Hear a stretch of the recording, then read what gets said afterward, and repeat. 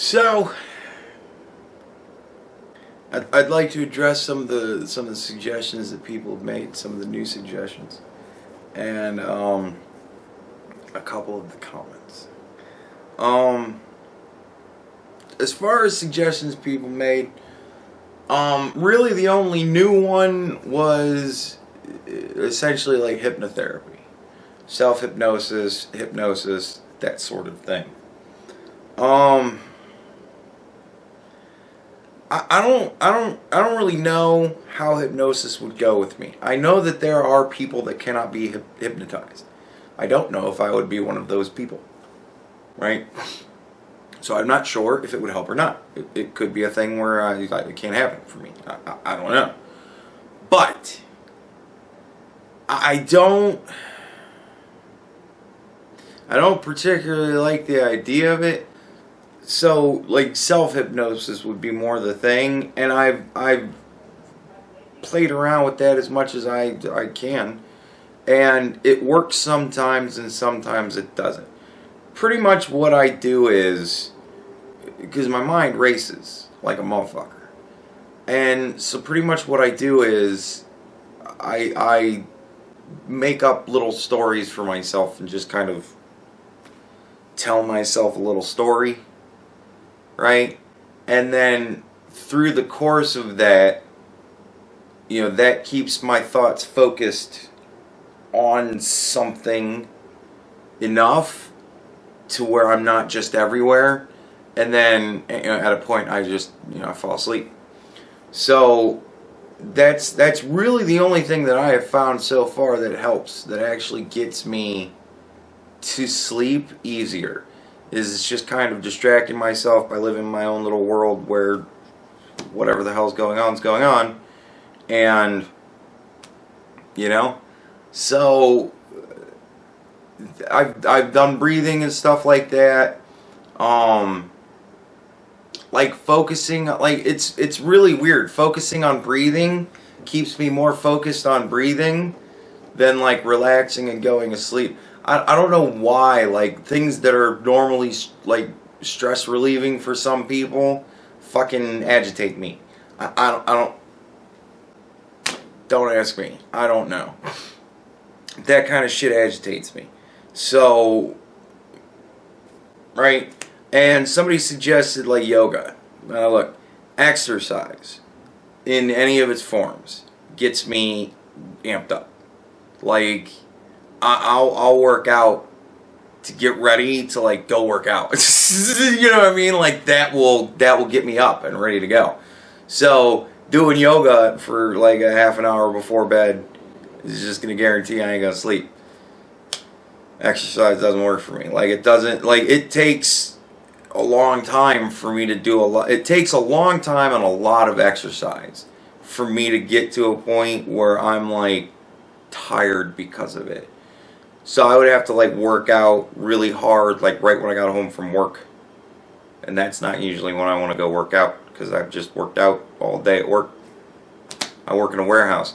So like working out is a relative term. When your job is kind of lifting things and moving stuff around and working out. Like, so it's difficult to want to pile stuff on top of that. And it used to tire me a lot. Sleeping like to work used to tire me out. I'd work and then I'd be jacked up for the day and then I'd be exhausted by night. Go to bed. It was great. Back when I first started doing it, 15 years ago. But now I'm used to it. Like my body's gotten used to that much exertion through the course of the day. And so that's just standard for me. Like, I get fucked up when I don't do that much work. Like, when I was retired for 10 months, oh, man. Like, one day I woke up and my arms were really weak. Like, I just felt really weak. Like, really, really weak. And I'm like, what the fuck is wrong with me? And I realized that I had spent so many months just to bump on the couch that I had started to lose a lot of like strength and muscle mass and stuff like that. So I was starting to wither away after a couple of months. of non-activity. And it took half a year to get me back to the point where I wasn't walking home after work fucking just like I had been beaten with baseball bats all day. So that sucked. Those were great days too. When I'd first gotten back to work, I was so tired when I got home. That was great. But yeah, it's just the exercise doesn't work for me the way that apparently it does for everybody else. Yeah, that kind of covers all the suggestions. Now, some of the criticism. Somebody said, just get fucking used to the mask. Now look, I've said before, pillows, blankets, things I haven't gotten used to in 40 years. Apparently you think I'm being facetious when I say that. Apparently you think, well, that's just insane. He's just being absurd. No. Pillows and blankets. 40 years in, not used to them yet. But if you won't accept what sounds ridiculous as being reality, let me give you something that sounds a little bit less ridiculous. Dated this girl for 2 years. We lived together for 20 months. That was our lease, right? It just so happened that in the last 2 months or so of the lease, the daughter was on summer vacation from school, and I looked at the mother and I said, do you think her dad would want to take her for the summer again? And she said, yeah, sure. And I said, because that would be great, because I would really love if you would move into her room so that I could sleep. 17, 18 months in, sleeping next to this girl every night. Never got used to it. It was awful. I never slept good the whole time. I probably averaged 4 hours of sleep the entirety of the time we lived with each other. And that's including the last two, I'm saying the entirety of the time. So the last 2 months where I got lots of good sleep because I was by myself in the bed, that brings that average up a lot. You know what I mean? So, never got used to it 17 months in. Now, to give you a relative comparison, the insurance company is giving me 3 months to get used to the CPAP. They're not going to start shitting on me for whatever for 3 months. They're giving me 3 months to get used to it. Now, if I couldn't get used to sleeping in bed next to my girlfriend for 17 months, and if I'm 40 years old still not used to pillows and blankets, if we're willing to say that all of that is truth, you think I'm going to get used to fucking a mask strapped to my face in 3 months? No. So I'd rather just take the thing back to him and go, look, it's going to be years if I ever get used to this thing. So if you're not willing to give me years, because there is a point where I can't fuck with it anymore. Like, I have to get some sleep before I go to work. Like, I have to get some sleep before I go to work. I have to get a good 4 or 5 hours of sleep at least, right? So I can't fuck with this mask all night long. There gets to be a point where I go, all right, it ain't happening, and I gotta take it off because I have to get some sleep. And every time I have fallen asleep with the thing on, through sheer exhaustion, I've either woken up without it off, or with it off, going, shit, did I even put it on last night? Yeah, I just put it on last night. Or it woke me up 2 hours later, and I couldn't fall asleep for 3 more nights, or 2 more nights after that. Like, it doesn't look like I'm getting any more used to it. So, yeah. There won't be any getting used to it. I know you have your situation, and God bless you. If it works for you, hey, man, I'm not going to begrudge you success. Fucking A. But don't don't take away when I admit my failures. I'm never going to get used to this thing. It just isn't going to happen. I'm just not the type of person that can sleep with a mask on my face under any circumstances. It just isn't going to happen. So, I don't know what to tell you. So, thank you for the words of encouragement, but your anecdote doesn't help.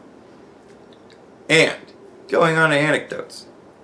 I was going to make this a whole thing. I was going to make this a masterclass thing.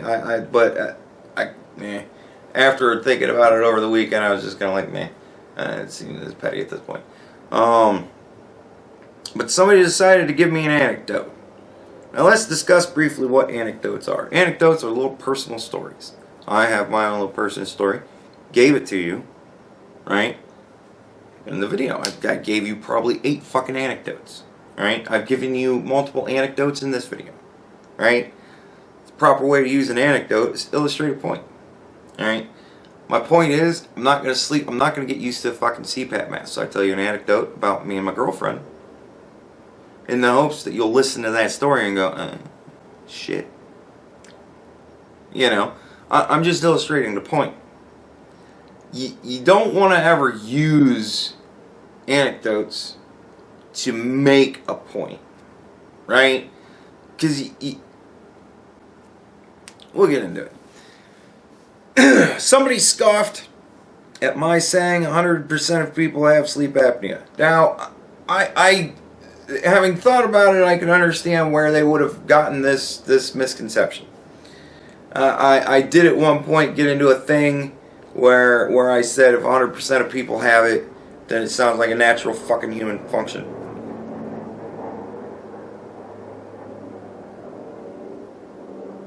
Now, I wasn't talking about, I mean, that, whatever. But that was just a thing I said, probably fucked up in my thought process there, just going off the cuff. I was probably frustrated at that point. And I asked the question, you know, if is it what's the ratio of people that go in to do a sleep study that wind up being diagnosed with sleep apnea? Is it like 100%? What the fuck is it, right?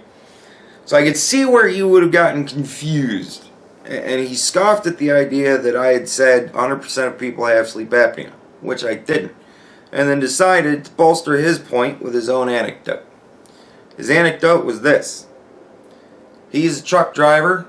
The company he works for made everybody that drives truck for them fucking do a sleep study. It's like 100,000 people, 1 million fucking people. I don't remember the number.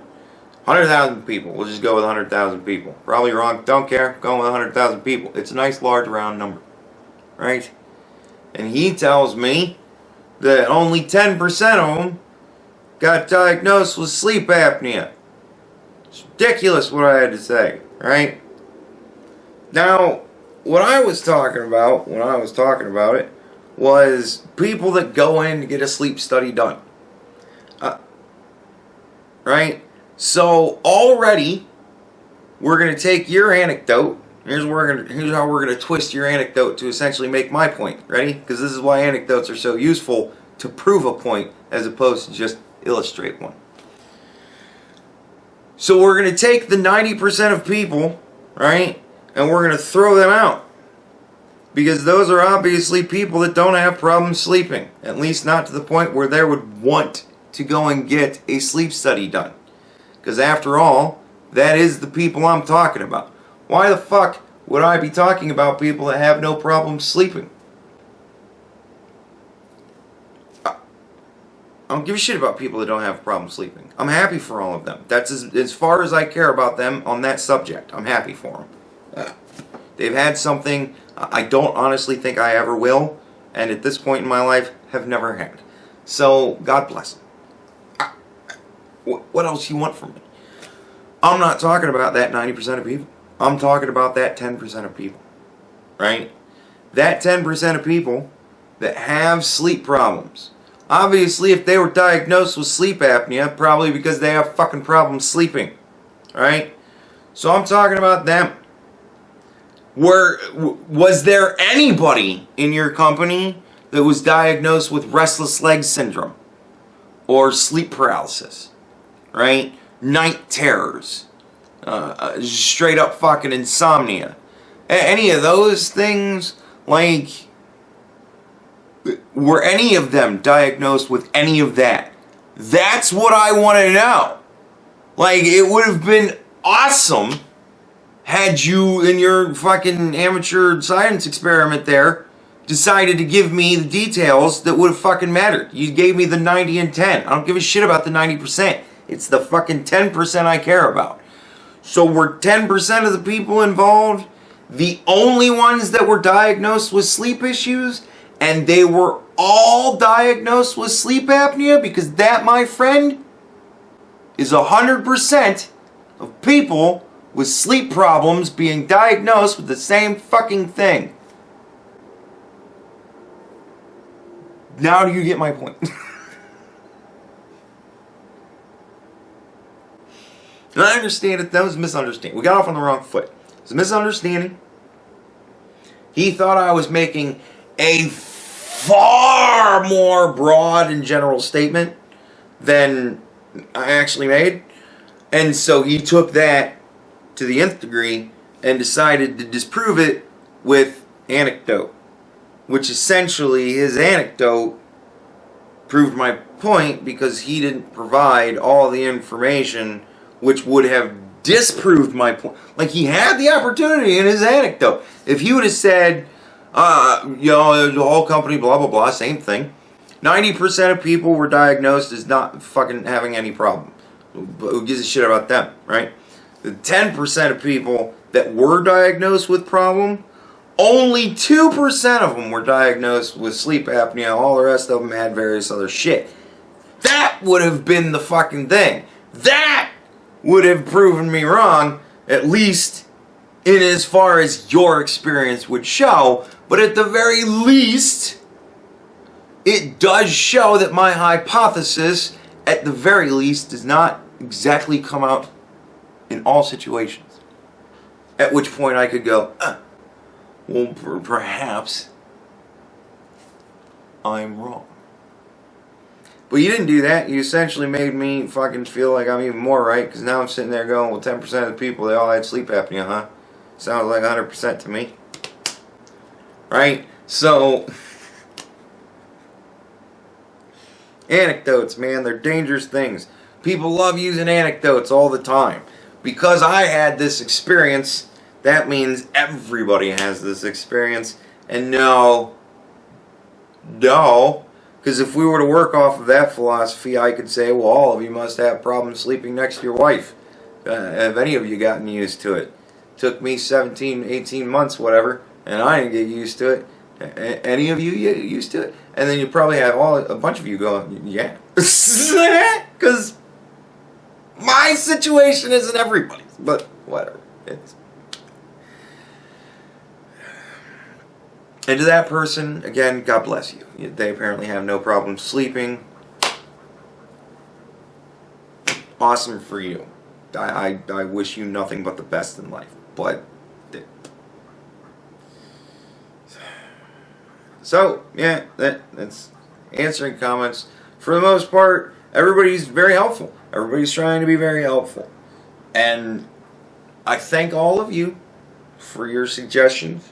I try my best to answer every comment, of course, as always, and I try to answer you guys, and you know, but you gotta take my answers. Like you, please, just like it's the frustration of age that makes arguing with people about this make me want to strangle them. There's one guy, God bless his heart. There's one guy. Every time he makes a comment about this, he tries to give me suggestions, and he's always like, "I understand why you hate people, but I just, I'm trying to help." And I love him for that. I really fucking do. He's a great guy.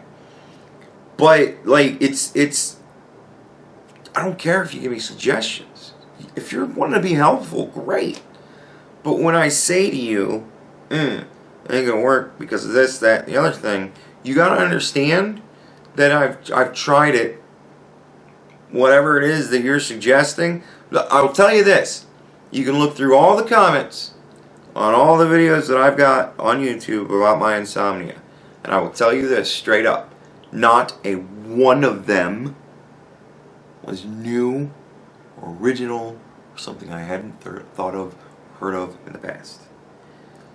As of yet, nobody has given me anything brand spanking yet. And that's still going today with the last comments, and I'm willing to bet. and that includes all the fuckery too. That includes, well, I'd come over with a fucking hammer. Dude, when you get 2, 3, 4 nights in with no sleep, believe me, man, you try everything. And all you wind up with is fucking a headache. And then you're exhausted but can't sleep, and you got a fucking splitting headache. Dude, shit don't work. It don't work on me. I don't know. Like, I've seen people knock people out before. And I'm always like, damn. I wish somebody'd knock me the fuck out. Just once. I would just love to just... I just wonder if it would actually be like... Because it's not like in the movies where you knock somebody out and they fucking are just done. You know?